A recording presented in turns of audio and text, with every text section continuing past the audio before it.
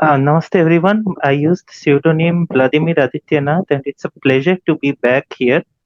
So first of all, whenever we are coming into this situation, current situation, we have to observe various aspects. Like Ankita ji was very clearly explaining, I would like to start with the situation currently which is being observed. There are three major inputs and outputs to Imphal Valley. One is from the north through the National Highway 2, which is known as the NH2. Two major inputs come from Jiribam, around Jiribam area, which is the National Highway 37, as well as the other one, which is with the railway line from up to Imphal, which is planned to be up to Imphal. So this railway line and these places are the major communication nodes. And the third one is our Act East project, the gateway of it, which I will explain a bit later through More. So this gateway, which is present there, is the third part. Now the cookies has been systematically taking over these inputs and outputs of the state since 1990. The Kuki Naga clashes, which happened in 1992, were not mere ethnic clashes. They had clear military objectives, the Kukis, unlike the Nagas, and they systematically captured the More region and started dominating that region. Jiribam is another part. And NH2 in the Kangpokpi region also is another part which they have shown sincere efforts to dominate since 1992. So with this situation, like there has been regular blockades along the National Highway 2, National Highway 37. On April 16th, truck drivers carrying Indian oil convoys were shot, and there were lots. A truck driver was shot and wounded, and there has been repeated blockades, attacks, and issues, and there the state has not been able to take care of these blockades promptly and quickly. The same scenario or behavior which we see in Jammu in case of Kashmir or other issues to ensure the supply line to Kashmir, that Kashmir Valley, that same thing is not being done with Imphal Valley. There is a distinct difference between the treatment of Kashmir Valley and Imphal Valley with respect to keeping the supplies open. This is something we observe very clearly. There is no doubt about it. Now, this thing, what is the impact? By September itself, the prices of essential items like fish and food has raised by 30% to 50%. Each truck. Now, highway extortion racket has been a curse throughout the Northeast. Manipur, Nagaland, several states and other things, it goes beyond the state, and this has deep enough roots to even threaten governor or top politician level. So it is wrong to say that highway extortion was born from this, but the severity of the highway extortion has increased drastically due to that, because most of the militant groups, okay, sorry, it's a misnomer. Most of the terrorist groups have been financing their weapons and paying their cadres through this extortion money. So for that, while previous extortion rates for many consumer goods trucks were around 20,000 to 25,000, max 30,000, now it goes up to 80, 85,000. Essential goods trucks also extortion rates have doubled, and even 150% increase have seen. So this has been creating a major problem.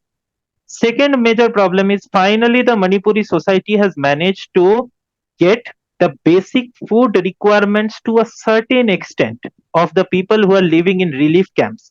But a huge amount of financial help is required to rebuild houses, or some sincere effort from the government or statement is required to say that we will relocate them back to Churachandpur or their homes. Government has so far from November, any National Human Rights Commission has been repeatedly telling the government to pay compensation, but not a single penny of compensation has been paid so far to any of the victims, which is an extremely sad thing. Now, this thing has created a huge amount of problem there.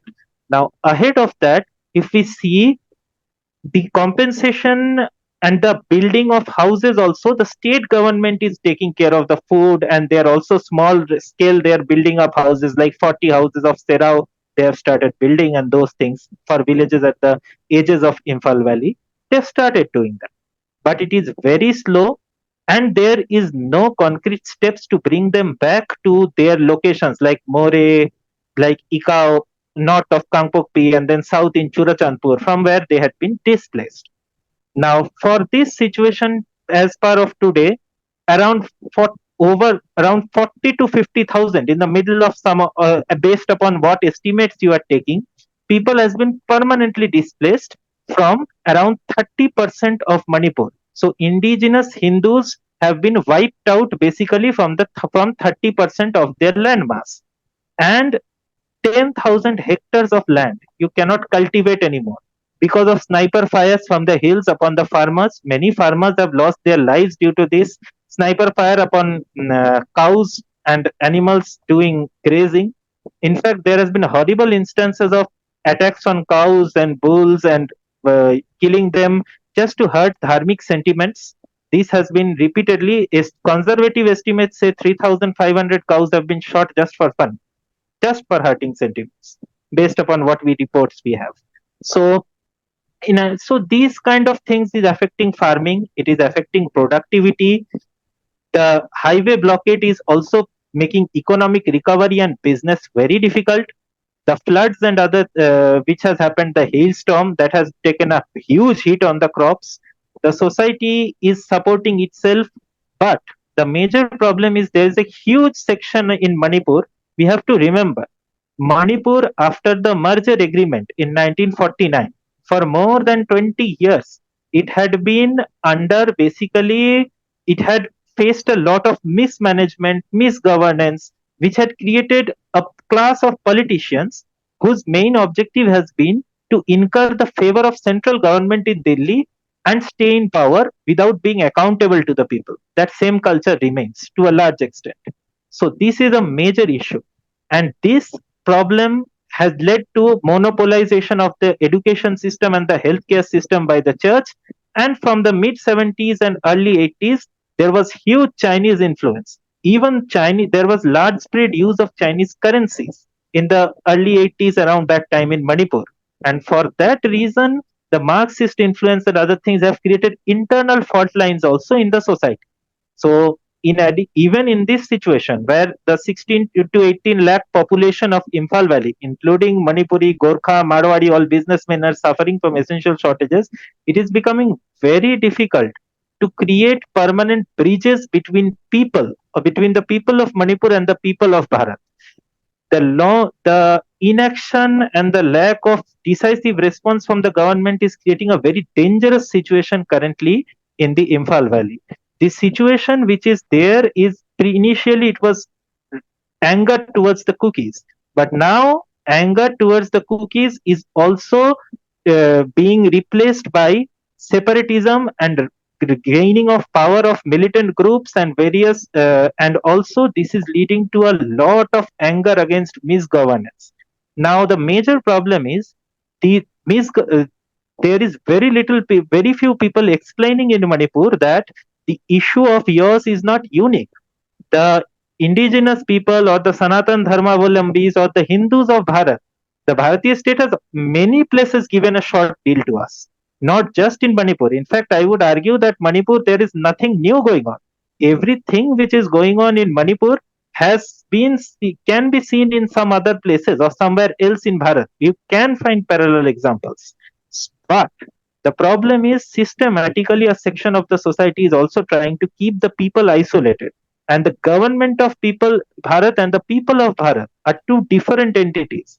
That they can find help from the people of Bharat, this integrating of society is proving to be extremely difficult due to vested interests and lot of people who actually want them to be isolated, so that they want the problem to be solved, but the isolation and other things to remain, so that the various local politics and local dynamics can continue unchanged. This is another major issue. Now, coming back to the next part, what is the situation in Manipur, if you ask? In Manipur, another major point is that there is a severe crisis of land going on. Since 1990, there has been a steep increase in land prices between 100% to 300% per decade. And this price, if you compound it, it comes around 12 times to 15 times, depending upon the area, how much the land prices have increased. And now with this crisis, you have around 40 to 45% of people, based upon different estimates from different studies, living in around 4% usable land. Now, Manipur, the major issue has always been, even before this crisis, there was a land shortage because of the Meiteis not being able to buy land in the so-called hill districts, which we described in the previous session, the Hill Valley Divide, which I still think is one of the worst colonial policies and one of the root causes of this crisis. So this had already forced the Manipuri people to convert farmlands, lands designated as farmlands, into residential lands. Now, the huge corruption in the bureaucracy means each of these things, 20% of the price around that is taken as bribes. So the unofficial land price and the official land price, there is a huge difference between that. Now, the church has been taking advantage of this. Even in small villages like Thanga or other things, there are 19 churches. So the use of the church, public churches, as land grabbing things, and the use of churches in private properties to play the victim card, the religious victim card, to prevent anti encroachment activities or to prevent government action against illegal occupation, has been used in a large scale. In Imphal Valley, there are 700 plus well known churches in public land and several hundreds more churches in private land, the legality of which is in extreme doubt. So this land grabbing had started from more than 3 generations ago. Kwakaithel is a very popular area, and there is a very well-known politician whose grandfather, from him, the land area was bought. A large area of land in Kwakaithel was bought, and there the first thing was built was a church, and then series of wings or villages were built. This grabbing of land or buying of land with foreign fundings and church money at huge rates, much higher than market prices from poor farmers and even influential people, had started from 3 generations. So this had basically created a desperate situation for the Meiteis, that even within Imphal Valley, if people with ST status buys that land, it is very difficult to get it back from them unless they want to sell it. So basically, they are being driven out from their lands in this case. So ST effort was a desperate band-aid thing to try to get some scheduled protection for them also to stand equal rights. It's not just getting into the hills. It is about protecting their land in Imphal Valley also. But unfortunately, I think ST status is just a band-aid thing. They need comprehensive legislative reforms like the highly discriminatory Manipur Land Reforms and Land Revenue Act, the 1971 District Council Act, which actually gives the people with ST status in cookie dominated areas to basically impose taxes also upon people, legal taxes, in addition to the illegal taxes imposed by militants and other things, or the extortion things. Basically, it is almost like a sixth schedule or separate administration, which they had been enjoying. Then the 2002 disastrous SC/ST Amendment Acts and the 2022 Gazette notification, one particular, which gives indigenous status to all STs. So there are lots of laws and reforms which has to be changed. There is no shortcut which will save them. Maybe it will buy them at max 10 to 15 years. Now, with this situation of the land prices and the blockades of the inputs and outputs and the kind of vested interest going on, what has further complicated the situation is the attitude of every single political party. The ruling political party or the dispensation has been trying to sweep this issue under the carpet, both at the state and the central level. There has been an extreme disinterest from the government in answering RTIs or legitimate concerns which can address these issues raised from various independent bodies. Second issue is that whenever we are having this thing, there has been a coordinated effort. The Manipuri society is one of the first ones who built a 12-point charter, actually, to based on demands and demanded accountability from their government authorities. They had attempted to use various socio-cultural groups to unite their society and demand accountability from their government. However, instead of constructive things, a destructive attitude has been adopted by all parties. So-called opposition is trying to weaponize this issue, and they are blatantly sided with separatism and terrorism of the cookies, and they had also been raising this issue with their own vested interest, with no interest for solving the issue. And regarding the ruling party, they had also depended upon the muscle power. In Manipur or Northeast forever, there has been a very prominent part of using the church or the muscle power to win elections without taking the taking into account the will of the people. So that same thing was tried there. The difference was that people were desperate. Various areas in Tengnopal and Churachandpur district, except the Turelwangma and other main More areas, many of the people there have not been able to vote for 30 to 40 years, ever since cookie demography had increased. Swarajya Jaydeep Majumdar has done an excellent report on it. It's highly recommended for you guys to go through it. So this is actually reality. So people were desperate to exercise their voting rights, and this led to clashes in 11 centers. Within voting centers, firing happened, people were shot. And the political parties had been trying to use armed thugs, gundas, as well as corrupt elements, certain corrupt elements of the socio-cultural groups who were designed to protect the people of Manipur to suppress the voices of the victims. Gun culture is rampant in Manipur, and previously the victims who were very willing and out in the open to give their statements to us and other people who are trying to address them are now terrified of their lives. This matter of putting politics, and even within the Manipuri society as well as outside with the rest of Bharat, there's a huge section of people who are diluting civilizational issues with politics. For them, the interests of various political parties or ideologies, left, right, center, whatever, is taking priority over the survival of the Hindu population there. There should be a high level committee which should actually study with the land prices, with this kind of social turbulence going on, what percentage of the society will be forced to migrate, because it is plenty clear that the agricultural people doing their livelihood, sustaining their livelihood with the help of agriculture, will no longer be able to pay the price of the land or sustain their living with respect to land prices within 10 years. It is absolutely clear. So, in that case, we will see large scale migrations which has nothing to do with the church but more to do with our failed policies and colonial legacies, which would only help the activities there. Now, this is what I would like to say about the current situation.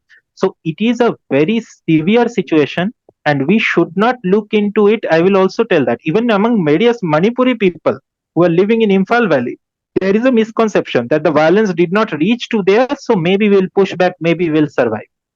The problem is that you do not need violence to drive people out anymore.